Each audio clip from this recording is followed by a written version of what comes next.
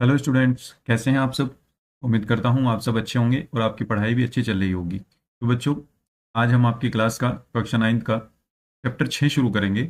और आज मैं एक्सरसाइज नहीं कराऊंगा, थोड़ा सा मैं बेसिक पढ़ा देता हूं, ठीक है ना। जो अब तक आप पीछे रेखा और कोण के बारे में पढ़ के आए हैं, कुछ डेफिनेशन मैं आपको यहाँ पहले रिवाइज करा दूँ, रिकॉल करा दूँ, ठीक है ना। जब उनको हम पढ़ लेंगे फिर हमारे लिए एक्सरसाइज करनी थोड़ी आसान हो जाएगी, ठीक है ना। तो हम पहले वो पढ़ेंगे, नेक्स्ट वीडियो में हम एक्सरसाइज 6.1 करेंगे, ठीक है। तो चलिए शुरू करते हैं। अगर चैनल को आपने सब्सक्राइब नहीं किया है तो चैनल को सब्सक्राइब कर लीजिए और इस वीडियो को अपने दोस्तों में शेयर कर दीजिए। चलिए शुरू करते हैं। देखिए, पहली डेफिनेशन आपकी कहती है रेखाखंड, है ना। रेखाखंड क्या होता है। कह रहा है कि एक रेखा का वह भाग जिसके दो अंत बिंदु हों, एक रेखाखंड कहलाता है। मानने की बात, मैंने आपका एक रेखा खींच दी, ये वाली, ठीक है ना। अब ये रेखा तो दोनों तरफ से चल रही है, ठीक है। अब मैंने क्या कर दिया, इसको बीच में से काट दिया। मतलब यहां से मैंने इसके दो एंड पॉइंट बना दिए, एक इधर रोक दिया यहाँ पे, एक यहाँ पे रोक दिया। तो ये जो पार्ट होगा, ये वाला ए से लेकर के बी तक का, ये रेखाखंड कहलाएगा, ठीक है। क्या कहलाएगा, ये रेखाखंड। तो ये कह रहा है एक रेखा का वह भाग जिसके दो अंत बिंदु हों। अंत बिंदु ये हो गए, एक ये रहा, एक ये रहा, ठीक है ना। दो अंत बिंदु हों, वह एक रेखाखंड कहलाता है, ठीक है। चलिए आगे चलते हैं। किरण क्या होती है। एक रेखा का वह भाग जिसका एक अंत बिंदु हो, एक किरण कहलाता है।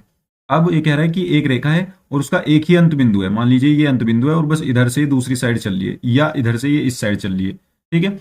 एक अंत बिंदु है, बाकी ये दूसरा बिंदु हमें मिला नहीं, तो एक ही बिंदु है इसमें अंत बिंदु। तो जब एक ही अंत बिंदु मिले उसको हम किरण कहते हैं। दो अंत बिंदु मिलेंगे तो हम उसको रेखाखंड कहते हैं, लाइन सेगमेंट, ठीक है। किरण को रे कहेंगे। अब देखिए संरेख क्या होता है और असंरेख क्या होता है। देखिए, मान लीजिए हमारे पास कोई लाइन है और तीन बिंदु आपके इसी लाइन पर हैं, ठीक है ना। कोई तीन बिंदु हैं इस लाइन पर, एक ये रहा, एक ये रहा, एक ये रहा। कह रहा है कि यदि तीन बिंदु एक ही रेखा पर स्थित हों तो वे सरनेक बिंदु कहलाते हैं। अब यहां पर ये तीनों बिंदु, ये वाला एक, ये ए और ये बी और ये सी, ये तीनों एक ही लाइन पे हैं तो ये संरेख कहलाएंगे। और अगर ये एक लाइन पे ना हो करके ये बी पॉइंट कहीं और होता, यहां पे होता ये बी पॉइंट, ठीक है, यहां पे होता, तो इसको हम असंरेख बिंदु कहते। फिर ए बी सी असंरेख है अगर ये बाहर होता। लेकिन ये तीनों अगर बिंदु एक ही लाइन पे होंगे तो ये सरनेक कहलाएंगे, ठीक है ना। उम्मीद करता हूं मैं आपको समझा पाया। अब चलिए नेक्स्ट डेफिनेशन पर चलते हैं। अगली डेफिनेशन आपकी कोण है, एंगल, ठीक है ना। सभी जानते होंगे आप, लेकिन इसकी डेफिनेशन ये है, जब दो किरणें एक ही अंत बिंदु से प्रारंभ होती हैं। अब देखिए, मान लो मैं एक अंत बिंदु ले लेता हूं और इससे दो किरणें शुरू करता हूं। एक किरण मैंने ये शुरू कर दी और एक किरण मैंने ये शुरू कर दी। एक ही अंत बिंदु है दोनों का, ठीक है ना। कह रहा है कि जब दो किरणें एक ही अंत बिंदु से प्रारंभ होती हैं तो एक कोण बनता है। तो यहां पे ये कोण बनता है, इसको कहते हैं हम कोण, ठीक है। इनका झुकाव जो मापा जाता है उसको हम कोण कहते हैं, झुकाव को, ठीक है ना। आगे चलते हैं। भुजाएं, कोण को बनाने वाली दोनों किरणें कोण की भुजाएं कहलाती हैं। अब ये कोण बना, ये दो लाइनों से बना, इनसे सॉरी दो भुजाओं से बना, ठीक है ना, किरणों से बना। तो ये जो किरणें हैं इनको हम भुजाएं कहते हैं, एक ये और एक ये। इन दोनों को हम क्या कहते हैं, भुजाएं कहते हैं, ठीक है। इनको हम इंग्लिश में आर्म्स भी कहते हैं और साइड्स भी कहते हैं, ठीक है। ये इस एंगल की साइड्स हैं या आर्म्स हैं, भुजाएं हैं, ठीक है। ये आप समझ गए बात। अब देखिए कुछ कोण हैं जिनके नाम है पर्टिकुलर दे रखे हैं उन्होंने, तो वो हम पढ़ेंगे, ठीक है ना। देखिए, न्यून कोण क्या होता है। जो कोण, जब एंगल जो बनता है दो रेखाओं के बीच, वो 0 और 90 के बीच में हो, 0 और 90 के बीच में हो, ना तो 0 हो ना 90 हो, इन दोनों के बीच में हो। यानी ये जो एक्स कोण है ये 0 और 90 के बीच में जब बने, 10 बन जाए, 15 बन जाए, 25 बन जाए, 30 बन जाए, 26 बन जाए, है ना, 51 बन जाए, 0 से 90 के बीच में होगा तो उसको हम न्यून कोण कहेंगे, ठीक है। न्यून कोण, न्यून को हम क्या कहते हैं, एक्यूट एंगल। क्या कहते हैं, एक्यूट एंगल। आगे चलते हैं। समकोण, समकोण होता है जब एंगल एग्जैक्टली, एंगल मीन जब कोण एग्जैक्टली 9 डिग्री बनता है, पूरा पूरा 90 डिग्री बनता है। ये वाला कोण जब पूरा पूरा 90 डिग्री बनेगा तब हम इसको क्या कहेंगे, समकोण कहेंगे। तो ये हो जाएगा आपका राइट एंगल। इसको हम इंग्लिश में कहते हैं राइट एंगल। समझ में आया। ये एक्यूट एंगल है जो 90 से छोटा होता है, राइट एंगल है जो 90 होता है एग्जैक्ट, और जो 90 से बड़े होंगे उनको हम अधिक कोण कहेंगे, 90 से 180 तक, ठीक है। जब कोण 90 से 180 तक के बीच में होंगे तो उनको हम अधिक कोण कहेंगे, या हम इंग्लिश में उनको ऑब्ट्यूज एंगल कहेंगे, ऑब्ट्यूज एंगल, ठीक है। उम्मीद करता हूं ये चीजें आप समझे होंगे। आगे चलते हैं। देखिए, रिजु कोण होता है। रिजु कोण स्ट्रेट एंगल होता है, इसको स्ट्रेट एंगल कहते हैं। जब आप दो किरणों के बीच 180 डिग्री का एंगल देखें, पूरा पूरा 180 डिग्री का, है ना, पूरा पूरा एग्जैक्ट 180 डिग्री देखें, तो इसको हम रिजु कोण कहते हैं। और रिजु कोण को हम कह सकते हैं स्ट्रेट एंगल, स्ट्रेट एंगल। ठीक है, अब देखिए एक कोण ये बना, यहां से ले, ये अंदर वाला नहीं, बाहर वाला, यहां से लेकर के यहां तक, जब 180 से 360 के बीच में हो, 180 से 180 से 360 के बीच में हो कोई एंगल, तो उसको हम प्रतिवर्ती कोण कहते हैं। क्या कहते हैं? प्रतिवर्ती कोण। इसको हम कहते हैं इंग्लिश में रिफ्लेक्स एंगल, रिफ्लेक्स एंगल।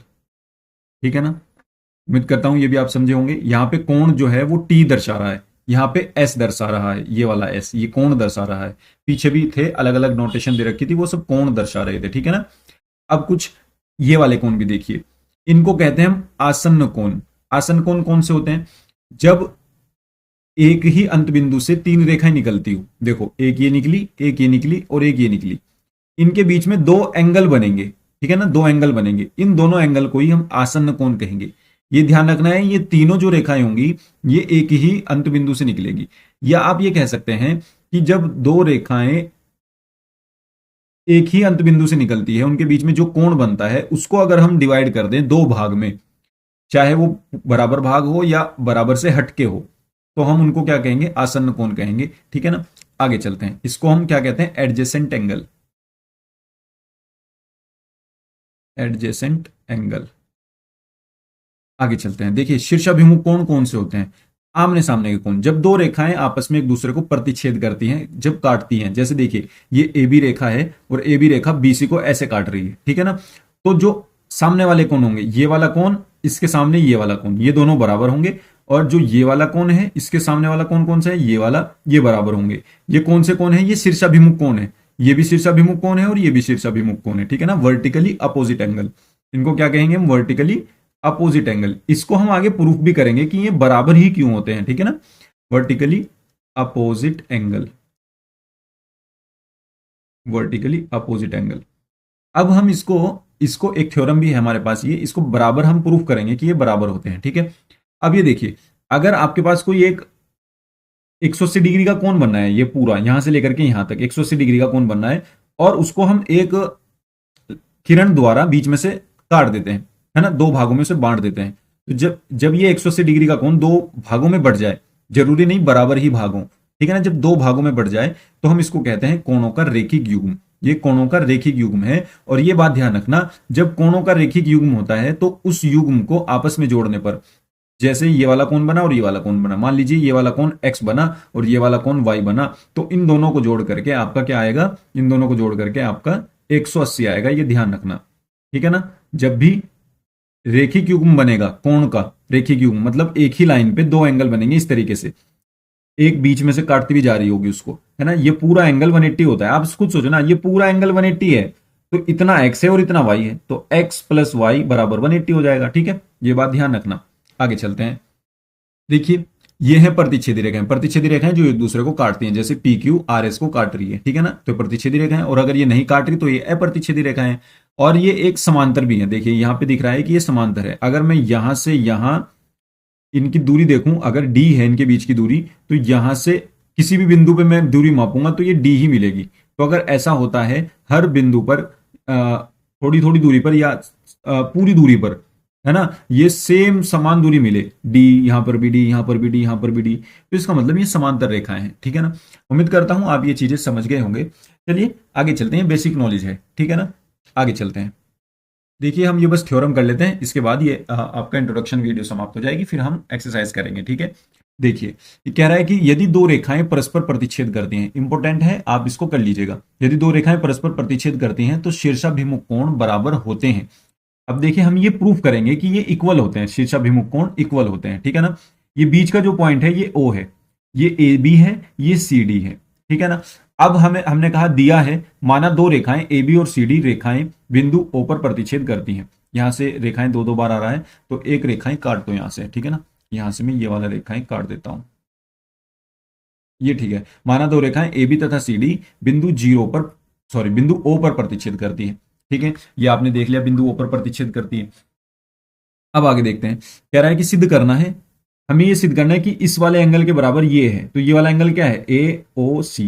और ये वाला क्या है, बी ओ डी, है ना। तो ए ओ सी बराबर बी ओ डी, और ये वाला देखो ए ओ डी, ए ओ डी, और ये वाला B O D, B O C, तो ये ए ओ डी बराबर बी ओ सी, ये हमें प्रूफ करना है।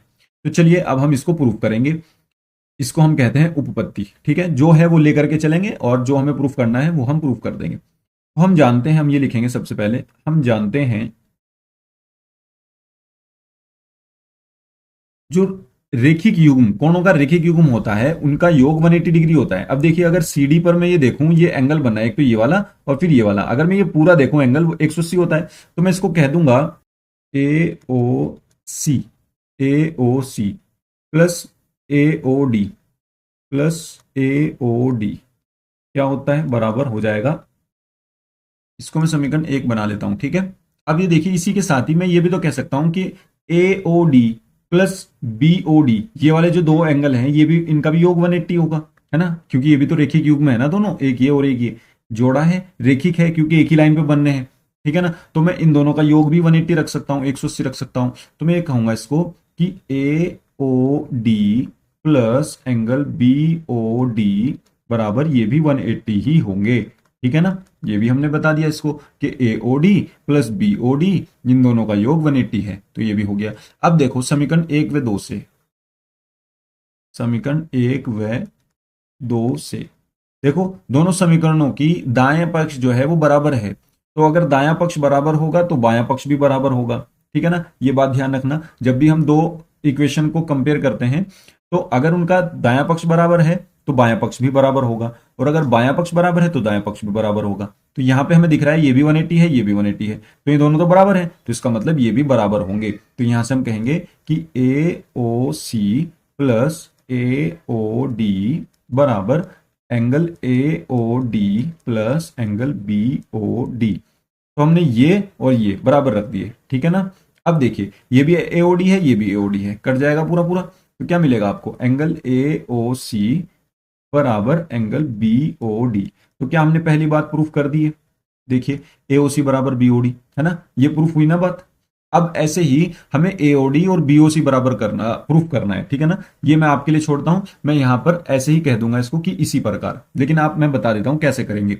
आप इस लाइन को लेकर के चलना, एक इक्वेशन तो आपके पास ये है ही, AOD plus BOD, AOD plus BOD, है ना, ये तो बराबर है ही, सॉरी इनका योग तो 180 है ही, एक तो इक्वेशन ये है ही। अब आप एक इक्वेशन और बनाना, यहां से लिखना कि एंगल बीओडी प्लस बीओसी बराबर 180 डिग्री, है ना। चलो मैं ही करा देता हूं,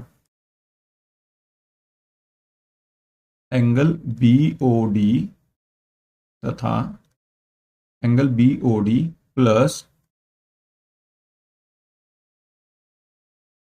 B O D B O C, B O C बराबर कितना हो जाएगा, angle B O D plus angle B O C बराबर 180 डिग्री। ये बन जाएगी समीकरण नंबर 3। तो समीकरण 2 व 3 से, समीकरण 2 व 3 से, अब इनके भी दाएं पक्ष बराबर हैं तो बाएं पक्ष बराबर हो गए, तो हमने बाएं पक्ष बराबर रख देंगे। इसका बायां पक्ष क्या है, इसका बायां पक्ष है AOD plus BOD, angle A O D plus B O D, और इसका बायां पक्ष क्या है, angle B O D plus B O C. B O D से B O D cancel out हो गया, बचेगा आपका ए ओ डी बराबर ए बी ओ सी। तो आपने ये भी प्रूफ कर दिया, A O D B O C proof हो गया। और पीछे क्या प्रूफ हुआ था, A O C B O D, same ही हो गया क्या, ये भी ए O C B O D है, और नहीं ये ए ओ डी बी ओ सी है, ठीक है। यहां से आपका ये प्रूफ होता है, तो हमने दोनों चीज प्रूफ कर दी, तो यहां से आपका ये प्रूफ हो गया। आप इसमें लिख सकते हैं अतः शीर्षाभिमुख कोण आपस में बराबर होते हैं, ठीक है ना। उम्मीद करता हूं आप ये समझे होंगे, यही हमें प्रूफ करना था, एओडी बीओसी और एओसी बीओडी, ठीक है ना। तो उम्मीद करता हूं आप ये समझ गए होंगे। तो अब हम नेक्स्ट वीडियो में मिलेंगे एक्सरसाइज 6 पॉइंट के सवालों को लेकर, ठीक है ना। तब तक आप इसको अच्छे से कर लीजिए। अगर वीडियो आपने शेयर नहीं किया है तो अपने दोस्तों में इसको शेयर कर दीजिए, ठीक है ना। तो चलिए मिलते हैं नेक्स्ट वीडियो में, थैंक यू।